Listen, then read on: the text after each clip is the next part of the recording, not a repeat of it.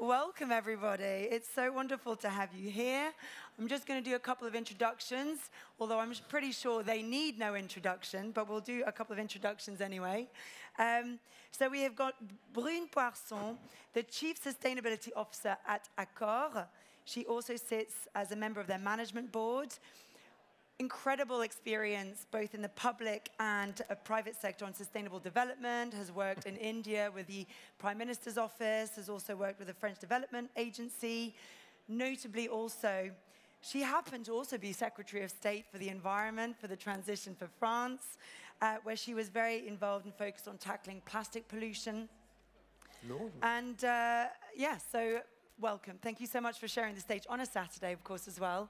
And Benoit, so nice to see you as well. Former member of the European Parliament, former Minister of the Social and Solidarity Economy, then Minister of Education. You are now CEO of SINGA Global. Hopefully this is not news to you.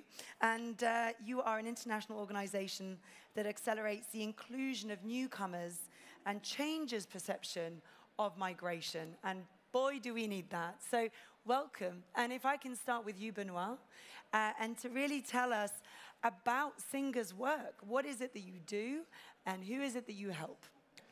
Thank you very much.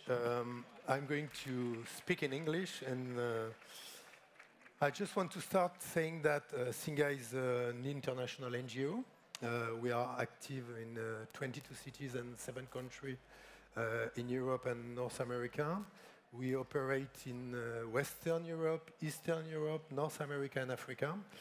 And SINGA organizes around 80,000 members in its community, and we have several activities, including the supporting of refugee entrepreneurs in more than 15 incubators in Europe. And SINGA today raises awareness and supports thousands of refugees and creates each year several hundred of businesses. And we usually talk about the triple SINGA effect. The first effect is, of course, to make it easier for newcomers to set up their own businesses. And why is this solution so popular today in Europe? Because professional downgrading strikes almost all newcomers in Europe. And professional downgrading, that's yes. a great word. It's exactly what Philippe was saying about his wife. Yes, and we have an information. It takes today in France and Europe an average of 10 years for a newcomer to recover her or his original social status. And creating their own job and business is therefore for them the solution. And in France, if people or foreigner people represent 7.7% of the population, they represent 15% of the entrepreneurs. And by creating a company, an association, a startup, a shop, or SME, these newcomers create wealth and jobs. The second effect that we can observe, it's the number of entrepreneurial projects that aim a social utility. Many projects are born from the observation by the newcomers of the gaps, the lacks, the complexity of our system of access to the rights, to fundamental rights, to housing, to education, training, etc., etc. So they create businesses that try to fix the deficiencies, their lived experiences of the host yes. societies of France, etc., etc. And they are really innovative, and they facilitate, one, the inclusion of the newcomers who will follow them, and strengthen the social cohesion. And third, just to present SINGA, the third effect of SINGA is that these success stories will contribute to change the narrative about migration. Yes. Because these newcomers are now role model, ambassadors, they are claiming for an inclusive society, and that helps us to advocate for a more inclusive society. Thank you so much. Such important work. And you with Accor, have been very busy with creating a new coalition, which I would love for you to tell us a little bit about. In terms of, we've been speaking, we've seen that ESG is definitely something that more businesses are getting behind. But you at Accor, you're going bold, right? You are leading the way in this area. Can you tell us a little bit about how you've got involved with the SINGA work and why that was such an important thing for Accor to do? Thank you. First of all, good morning to everybody. Thank you for being here on a Saturday morning. Yes. So, I mean, let's be humble, right? Yeah. We have more than 5,400 hotels across the world, and we are employing refugees, but clearly not enough. However, we really believe that very often, you know, when we talk about ESG, we tend to focus a lot on the environment, which I think is obviously not only great, but like very much needed. But I don't think we can solve the environmental issues unless we start with the social issues. So first, so it's one of the reasons why we decided to work with SINGA, and I will come back to that. The second thing as well is that we are in the travel and tourism industry, right, as a company, Accor. And so it's all about movement. People travel to go to places. And so somehow I think that there is, of course, they travel for fun, they travel to like explore the world, but I still think that there are some crossovers between the whole idea of actually either crossing internal or external borders. And so I think it gives us really a specific responsibility, just like in terms of mindset or anyway, it gives us this. And third also, I think companies have to adapt to society in a way. And today's society is becoming increasingly sort of changed by also all those movements. And I think it's our responsibility, and I think this is our objective as well, to sort of mimic society and to welcome different, you know, perspectives. We talked about diversity on the previous panel. So that's more or less sort of the approach and the philosophy, I would say. And do you want to tell us a little bit about the work that you're doing together? Because you're a founding member of this coalition as Accor. Well, so the coalition was really something that was led by Benoit and by SINGA. More generally, we strongly believe that if we are to tackle issues that are really big societal issues, we can no longer do that on our own.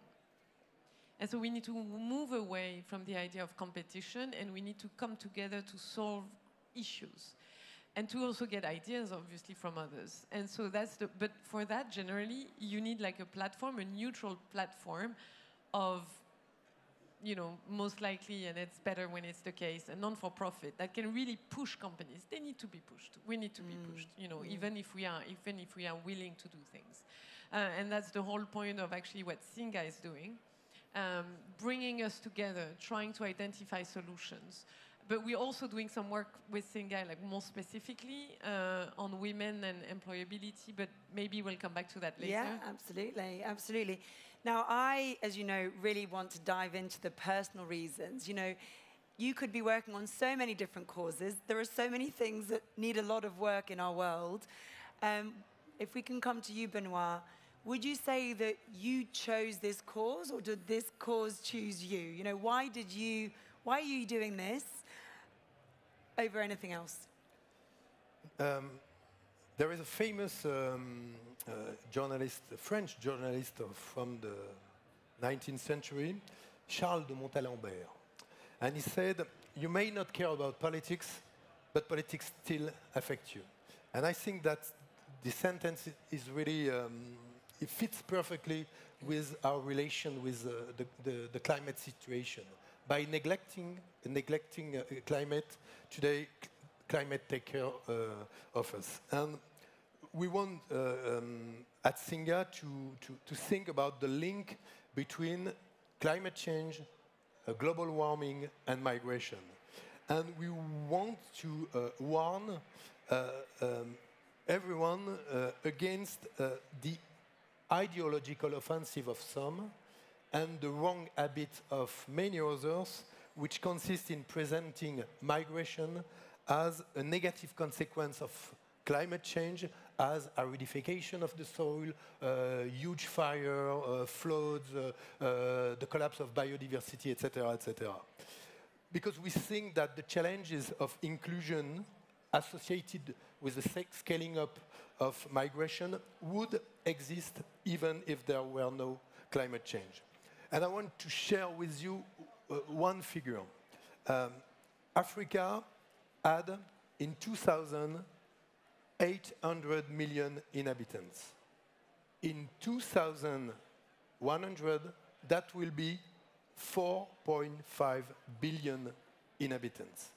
And we live in an increasing connected world.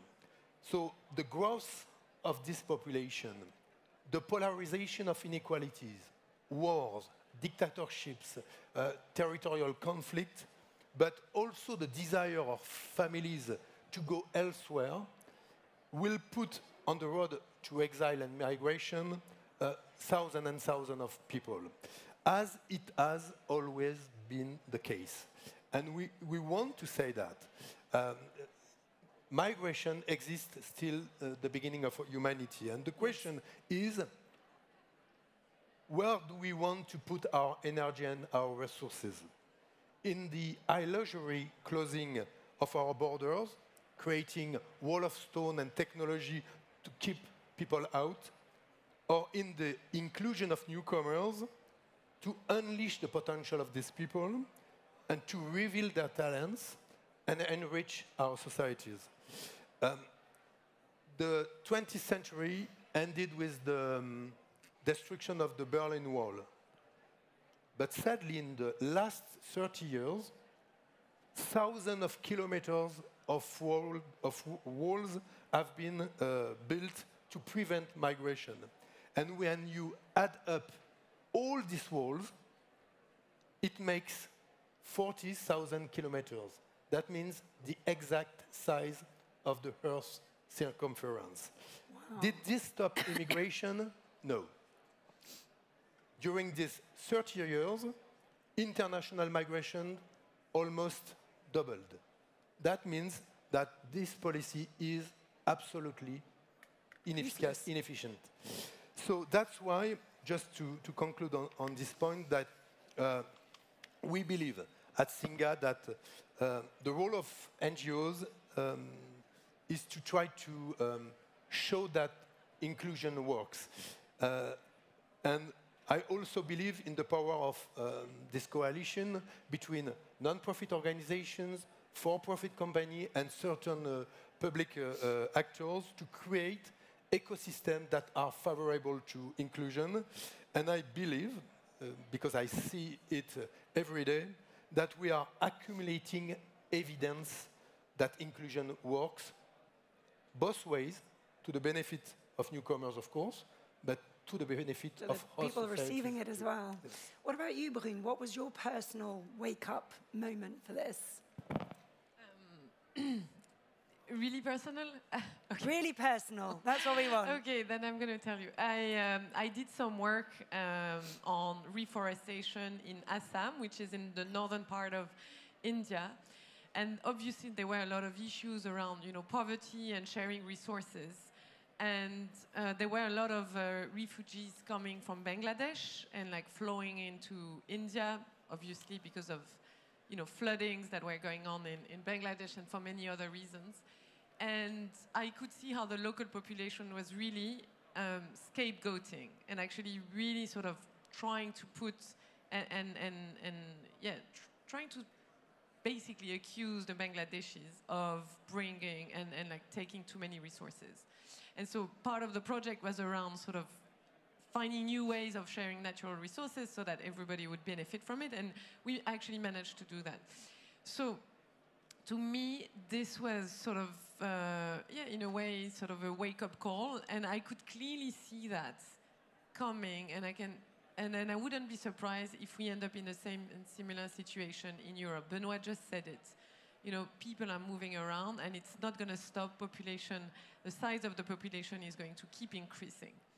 And so, and if you look at natural catastrophes, I mean, there are more than 61 million displaced people, and more than half today are because of natural catastrophes. And so that's where I think the E and environment and S of social really come together. Yeah. And private companies have a responsibility, but it's not even a moral issue, you know. Yes, we do have a responsibility, but also, you know, let's be pragmatic. That was said in the previous panel. It helps you just perform better as a company.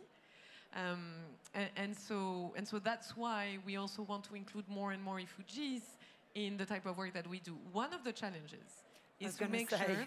What are the challenges? So let's not be naive about it, right? One of the challenges, and that's why we work with SINGA. One of the challenges is that a lot of those people who left their home countries, they don't necessarily know how to, first they don't necessarily know the cultural habits of the country, so they need to be trained. And so that's why we need to partner with like SINGA, because this is not the expertise of Accor. And I see here Christine, who's actually heading the foundation of the group, and Jean-Baptiste, who's been doing a lot of work as well on that. So we try and spend time, and we have expertise in the company on employability and working with like helping to integrate refugees or displaced people. But we really need organizations like SINGA, because they do it at scale, they have a methodology, and they can really help turn things around. Because one of the challenges that we have, we want to employ refugees, we want to piggyback. I mean, we want to avoid refugees having to go through 10 years of proving who they are, how they think. Comes back to that legal access, doesn't it? Exactly. And so how do we shorten that time? It's one of the reasons why we work with SINGA. Of course you can add something. There is something different in the agreement between Accor and SINGA with the traditional agreement between non-profit organization and for-profit companies. Because when we are talking about jobs and newcomers, very often we hear in the public debate that, okay, there are newcomers and we have to train them to take jobs in catering, in hotel, cafe, restaurant, in the construction sector, etc. Yeah. So that's classic, and some of these companies are waiting from our NGOs to provide people for jobs. And the difference with Accor and in the coalition we organize together is that these companies said, okay, we have to change our organization. We have to become intercultural. We don't have just to organize a new hiring method or process. We have to think interculturality. So that means that employability is not only the obligation for newcomers to train for jobs or free jobs. That means that these organizations want to change and be, comment on dit hospitalière? Welcome, really welcome for refugees in their process. You're really talking about the culture becoming, embodying all of the new talents and the new perspectives that they bring with them. So it's beyond just giving them a job and helping them. Absolutely. I mean, maybe two things that I wanted to add to what Benoit said. So first of all, yes, we need to focus on qualified jobs. Yes. It's too easy, it's way too easy, and it's in a way, it can be also morally reprehensive to only see refugees or displaced people as people who can basically, clean the dishes or do the jobs we don't want to do. But mind you, we are a hospitality company, so we still need those jobs. Of course. And we still provide those jobs, and we are more than welcome to work with refugees for that sort of jobs. We need them. That's what we do as well. We serve food, and we offer beds to people. First, but we still want to focus now increasingly on qualified employment, because we believe it's not only is it good, but it's also a way of performing better. I mean, we need companies now, they need to change. Yes, they have to make money, but they won't be able to make money and be profitable unless they find solutions to intractable problems. Yeah. And those problems, climate change, migration, all that, are so complex that you cannot solve them with a group of people that is thinking alike. Exactly. So we need to come and we need to have people who have been through, migration and all of that, because they will help us think about major issues differently. Yes. And that's what we need, otherwise we won't be able to solve problems. So that's one of the reasons why we work with SINGA.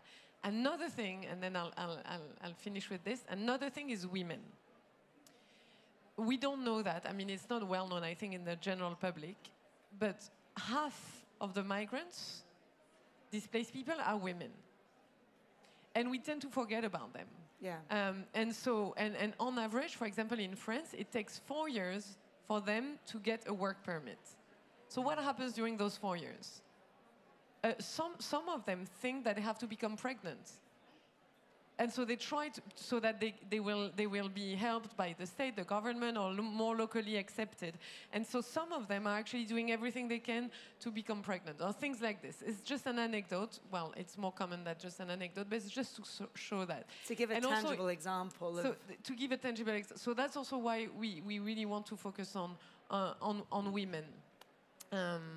And the last thing, then I stop. We also want to really focus on women, and that's why we work with SINGA, because, and then I forgot what. Because the general public thinks that it's very often migration is about mean men trying to escape, not trying to escape, but like mean men voluntarily moving out of their country to steal the job of other people, or to get access to health benefits, or like, anyway, to exploit the system somehow. That's not the reality. The reality is half of them are women. And that's an important myth to dispel, because it is a myth that is portrayed in the media. It is one that is being portrayed in my country this week as a result of this report. So we have this collective in the room. How can they help you? How can we help you spread the message of this coalition? How can we help change this narrative? If you can give us a couple of ideas. If you want to start first. I'm sorry, you can only give us 2, because I don't think we can take 10. But no, two ideas that we as a group can come together and help spread the word of SINGA Coalition. I know you're trying to expand. Yeah, tell us what we can do to help. The first thing I want to say, because about MES, just one thing, the most absurd thing to say about migration is to say, I am for or against migration. It's as stupid as to say, I am for or against the stars, the sun, and the sky. The migration will exist, and it doesn't change. That will not change in the future. Then, how can you help SINGA, Accor, and all the organization who want to work for inclusion? I just want to add that in our incubation programs, 60% of entrepreneurs are women. The truth is that entrepreneurship is not an activity would be reserved to the men. 60% today of our entrepreneurs are women. How to help us? I'm going to be frank and honest. If you have money, you can help us, because we are a non-profit organization, 80% funded by private, and that's the truth. But even if we are financed by a private sector, we have a public interest. We defend public interest. So that's the first thing to help us. But the second thing is that we believe that we can change the narrative if we will be able to create a citizen foundation with allies in companies, business, in the situation, in the cities, and we need to create this citizen foundation to change the narrative on migration. And if you want to be a volunteer, if you want to help us, welcome. That would be great. And it's about having conversation, isn't it? It's making space for conversation, because we're not going to change minds of people. It's your friendship group. It's what's happening in your own world. Brune, have you got anything that you want to add as one thing that people can take away that can help to help this mission? No, I mean, if there are private companies in the room, I would just say that they have to be bolder, because we actually need to prove that we can really make a fact, as Benoit was saying. You know, migration is a fact. Either we make it like a real problem by trying to build walls, by separating them from, you know, who we are as a society and everything, or we try and find common solutions to make sure that they, as fast as possible, feel welcome in their host country. Because in any case, they are going to be there. So it's really a choice, either or. And as you were saying, it's about having conversations. So it's also about, I think we need, it's about sharing space, but also like physically, and creating those sort of conversations, even in areas and neighborhoods where I think there are a lot of cliches about of course, yes. Those people, as we say, who are actually very, very similar to us. They have families, they have, of course, you know, very similar lives. So it's about building doors, not walls. That's what we need to do. So we're going to wrap up there. I think the kind of concluding points I want to leave you with today is that, you know, what we know is that there's a large portion of society that just don't have access. They just don't have access to jobs, finance, legal, borders, whatever it is. And all of the speakers that we've seen today are trying to change that system. They are trying to build inclusion as a solution to those big problems. And let's face it, we are facing problems that we have never faced before on a scale that we have never faced before. We cannot expect to do that with the same brains as we've had before. The quantum of talent that we need just doesn't exist in this existing talent pool. And what we have an opportunity to do is think differently about the problems. And let's face it, we know that marginalized communities are most affected by societal change, climate change. We don't even know what the problems are to fix because we haven't lived them in the same way. So I want to say thank you to all of our panelists for being here today. Thank you to you for taking the time to come here today and listen to us. I think the team will stay here for a few minutes at the end. Can we share just a quick conclusion with, regarding the actuality in France? Just one word, but I just want to say that if I don't say that, please I do, will Ben. feel bad. Benoit, otherwise you won't. Yes, because, and you will understand. You can't help it, Benoit, you have to be political. Climate change has become today, not only in France, but all in the Western countries, the argument not to change the economic model, but to reduce immigration. And what are we talking about in France today? About a great law on climate? No. About the 21st law on immigration in 30 years. And when the wise man shows the moon, the fool looks at the finger. You know that? Yes. And when the IPCC announces that the planet will be 4 degrees warmer, Western governments, led by France today, makes laws on immigration. And that's a concern for me, and I hope for a lot of people. Thank you so much. Have a lovely day. Enjoy the rest of the show.